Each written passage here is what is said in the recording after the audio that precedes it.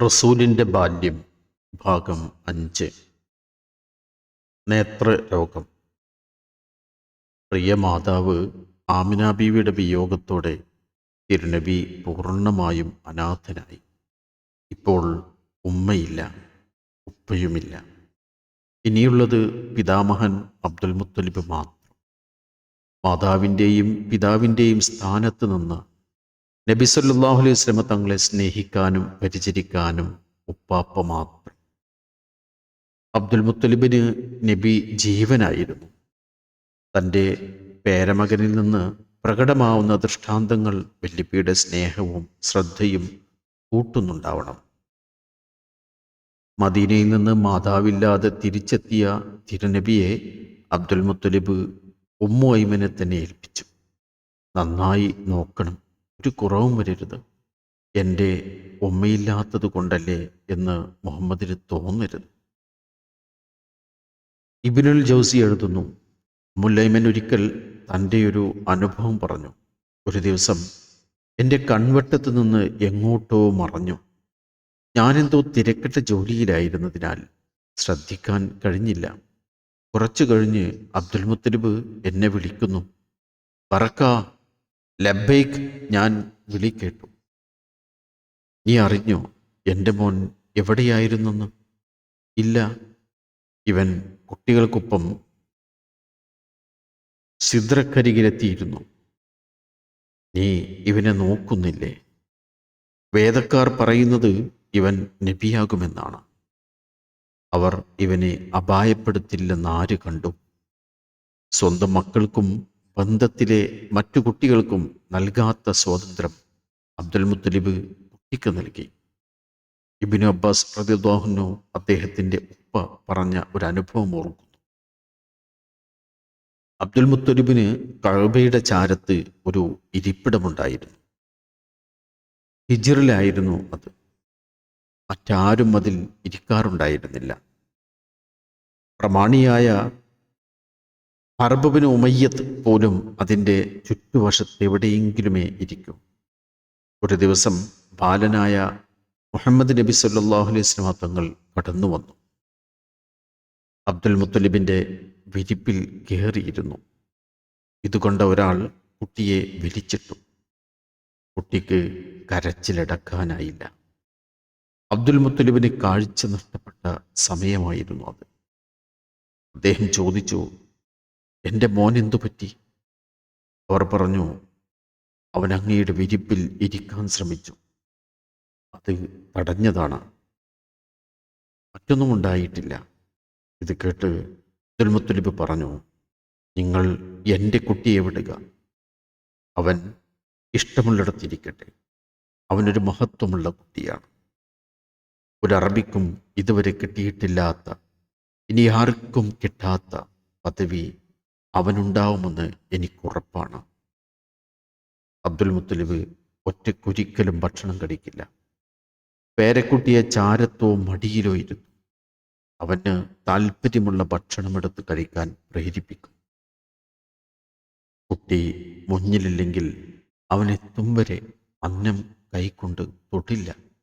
കുട്ടിയെ കാത്തു നിൽക്കും. ആരെങ്കിലും കുട്ടിയെ വിഷമിപ്പിച്ചാൽ പിതാമഹന്റെ മനസ്സ് പിടയും. കുഞ്ഞിൻ്റെ തലപിടിച്ച് ചുംബിക്കുകയും നെഞ്ച് തടവുകയും ചെയ്യും. രഹസ്യമായി കുട്ടിയോട് സംവദിക്കും. ഒരു ദിവസം അബ്ദുൽ മുത്തലിബ് ഹിജ്റിൽ ഇരിക്കുകയാണ്. നജ്റാനിൽ ഒരു ക്രിസ്ത്യൻ പുരോഹിതനുമുണ്ട് കൂടെ. പലതും സംസാരിക്കുന്ന കൂട്ടത്തിൽ അയാൾ പറഞ്ഞു, ഇസ്മായിൽ സന്തതികളിൽ നിന്ന് ഒരു നബി കൂടി വരാനുണ്ട്. അദ്ദേഹം ജനിക്കുന്ന നാടിതാണ്. അദ്ദേഹത്തിൻ്റെ വിശേഷണങ്ങൾ ഇന്നതൊക്കെയാണ്. ഇതൊക്കെ സംസാരിച്ചു കൊണ്ടിരിക്കെയാണ് തിരുനബി അവിടെ എത്തിയത്. കുട്ടിയെ കണ്ടതും പുരോഹിതന്റെ ശ്രദ്ധയിൽ കുട്ടി പതിഞ്ഞു. അയാൾ കുട്ടിയെ വിസ്തരിച്ച് നോക്കി. കണ്ണുകളും കാൽപാദങ്ങളും പുറവും നിരീക്ഷിച്ചു. എന്നിട്ട് അയാൾ പറഞ്ഞു, ആ പറഞ്ഞ നബി ഇവൻ തന്നെ. ഇവൻ നിങ്ങളുടെ ആരാണ്? എൻ്റെ മകൻ. പുരോഹിതൻ: അല്ല, ഇവൻ ഞങ്ങളുടെ മകനായിരിക്കില്ല, ഇവൻ്റെ പിതാവ് ജീവിച്ചിരിക്കില്ലെന്നാണ് വേദജ്ഞാനം. അപ്പോൾ അബ്ദുൽ മുത്തലിബ് പറഞ്ഞു, ശരിയാണ്, ഇത് എൻ്റെ മകൻ്റെ മകനാണ്. ഉമ്മ ഗർഭിണിയായിരിക്കെ വാപ്പ മരിക്കുന്നത്. പുരോഹിതൻ പറഞ്ഞു, സത്യം തന്നെ. കാര്യങ്ങൾ മനസ്സിലാക്കിയ അബ്ദുൽ മുത്തലിബ് ഈ സമയം തൻ്റെ മക്കളോട് പറഞ്ഞു, നിങ്ങളുടെ സഹോദരപുത്രനെ നന്നായി നോക്കുക. അവനെക്കുറിച്ച് പറഞ്ഞത് നിങ്ങൾ കേട്ടിട്ടില്ലേ? അബൂ ഹുറൈറ. ബനൂ മുദ്ലിജിൽപ്പെട്ട ഒരു സംഘം ഒരിക്കൽ അബ്ദുൽ മുത്തലിബിനെ കാണാൻ വന്നത്രേ. ഈയെ കണ്ട അവർ പറഞ്ഞു, അബ്ദുൽ മുത്തലിബ്, നിങ്ങൾ ഈ കുഞ്ഞിനെ നന്നായി ശ്രദ്ധിക്കണം. മഖാമു ഇബ്രാഹിമിൽ പതിഞ്ഞ കാൽപാദം പോലെയാണ് ഇവൻ്റെയും കാൽപാദങ്ങൾ. അബ്ദുൽ മുത്തലിബ് തിരുനബിയിൽ വലിയ ബറക്കത്ത് തന്നെ കണ്ടിരുന്നു. മുആവിയത്ത് ബിനുൽ ഹൈദ റളിയല്ലാഹു അൻഹു പറയുന്നു, ജാഹിലിയ കാലത്ത് ഞാൻ കഅബ തീർത്ഥാടനത്തിന് ചെന്നതാണ്. അപ്പോഴുണ്ട് ഒരു വയോവൃദ്ധൻ കഅബയെ ത്വവാഫ് ചെയ്തുകൊണ്ടിരിക്കുന്നു. ഞാൻ അദ്ദേഹം പറയുന്ന കാര്യങ്ങൾ ശ്രദ്ധിച്ചു കൊണ്ടിരുന്നു. എൻ്റെ വാഹനത്തെ മുഹമ്മദിന് നീ തിരികെ നൽകുക, അവനെ മടക്കിത്തന്ന് നീ എന്നെ സഹായിക്കുക. ഞാൻ അവിടെ കൂടിയവരോട് ചോദിച്ചു, ആരാണ് ഈ വയോവൃദ്ധൻ? എന്താണ് അദ്ദേഹത്തിൻ്റെ പേര്? ജനങ്ങൾ പറഞ്ഞു, ഇത് ഖുറൈശി നേതാവായ അബ്ദുൽ മുത്തലിബാണ്. ഒരുപാട് ഒട്ടകങ്ങളുണ്ട് അദ്ദേഹത്തിന്. എങ്കിലും ഒരു ഒട്ടകത്തെ കാണാതായാൽ കണ്ടെത്താൻ സ്വന്തം മക്കളെ പറഞ്ഞയക്കും. അവർക്കും കാണുന്നില്ലെങ്കിൽ പിന്നെ പേരക്കുട്ടിയെ വിടും. അവനെ പറഞ്ഞുവിട്ടാൽ പിന്നെ കാര്യം ഇതുതന്നെ. ഇപ്പോൾ അവനെ എങ്ങോട്ടെങ്കിലും പറഞ്ഞുവിട്ടിരിക്കും. അവൻ തിരികെ വന്നിട്ടുണ്ടാവില്ല. അതാകും അദ്ദേഹത്തെ അലട്ടുന്നത്. സ്വൽപ്പം കഴിഞ്ഞ് തിരുനബി ഒരൊട്ടകവുമായി വന്നു. അപ്പോൾ അബ്ദുൽ മുത്തലിബ്, കുഞ്ഞുമോനെ, ഞാൻ എത്ര വിഷമിച്ചു.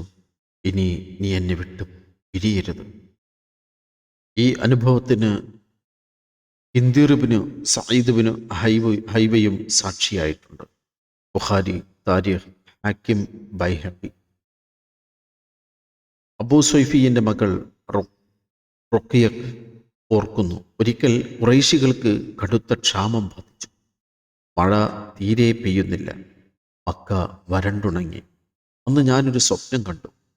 ആരോ പരുക്കൻ ശബ്ദത്തിൽ വിളിച്ചു പറയുന്നു, ഖുറൈശികളെ, നിങ്ങളിൽ നിന്നുള്ള നബിയുടെ നിയോഗകാലം വന്നണയാൻ പോകുന്നു. ഇനി നിങ്ങൾക്ക് ക്ഷേമവും ഐശ്വര്യവും കളിയാടാൻ പോകുന്നു.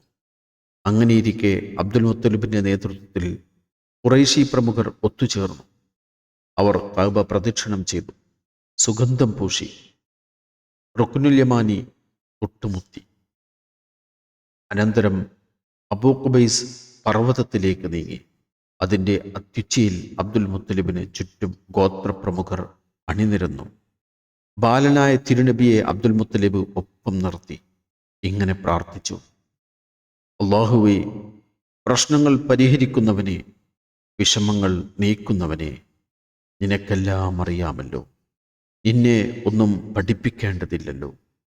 ചോദിക്കാൻ നീയല്ലേയുള്ളൂ. ഇതാ ആണും പെണ്ണുമായി നിന്റെ അടിമകൾ നിന്റെ ഹറമിൻ്റെ മുറ്റത്ത് അണിനിരന്നിരിക്കുന്നു. അവരുടെ ക്ഷാമദുരിതം ഉണർത്താൻ ഞങ്ങൾക്ക് നീ മഴ വർഷിപ്പിക്കണമേ. പ്രാർത്ഥന തീർന്നില്ല. മേഘം കറുത്തിരുണ്ട്. വെള്ളം താങ്ങാനാവാതെ അത് പൊട്ടിപ്പിളർന്നു. മലഞ്ചെരിവുകൾ കുത്തിയൊലിച്ചു. എല്ലാം നബിയുടെ ബറക്കത്ത് തന്നെ. ഇബ്നു സഅദ്, ഇബ്നു അബീ ദുനിയ, തൊബറാനി, ബൈഹഖി, ബലാദൂരി. തിരുനബിക്ക് 7 വയസ്സായപ്പോൾ ഒരു നേത്ര രോഗമുണ്ടായി. ശക്തമായ തിമിരമായിരുന്നു അത്. അബ്ദുൽ മുത്തലിബ് മതിയായ ഗൗരവം തന്നെ കൊടുത്തു. ചികിത്സകൾ പലതും ചെയ്തു, ശമനം കണ്ടില്ല. അപ്പോഴാണ് ആരോ പറഞ്ഞത്, ഉക്കാല് ചന്തക്കടുത്ത് ഒരു പുരോഹിതനുണ്ടെന്ന്. നേത്ര ചികിത്സാ വിദഗ്ധനാണ്. പിന്നെ താമസിച്ചില്ല. അബ്ദുൽ മുത്തലിബ് കുട്ടിയെയും കൂട്ടി അയാളെ കാണാൻ പോയി. ചെന്ന് അയാളെ വാതിലിൽ മുട്ടി. പക്ഷേ തുറക്കുന്നില്ല. കുറെ വിളിച്ചു നോക്കി, മറുപടിയില്ല. കുറച്ചു കഴിഞ്ഞപ്പോൾ അദ്ദേഹത്തിൻ്റെ പർണശാല വിറവിറക്കാൻ തുടങ്ങി. അത് നിലംപൊത്തുമോ എന്ന് തന്നെ തോന്നി. അയാൾ പുറത്തേക്ക് എടുത്തു ചാടി. കിതച്ചുകൊണ്ട് പറഞ്ഞു, അബ്ദുൽ മുത്തലിബ്, ഈ കുട്ടി ഈ സമുദായത്തിൻ്റെ നബിയാണ്, സംശയമില്ല. ഞാനെങ്ങാനും ഇപ്പോൾ പുറത്തു വന്നില്ലായിരുന്നെങ്കിൽ ഈ തമ്പ് പൊളിഞ്ഞു വീണ് അതിനടിയിൽ പെട്ടുപോയേനെ. താങ്കൾ ഈ കുട്ടിയെ നന്നായി സൂക്ഷിക്കുക.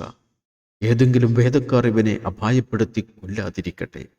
പുരോഹിതൻ കുട്ടിയെ ചികിത്സിച്ചു. അസുഖം ഭേദമായി.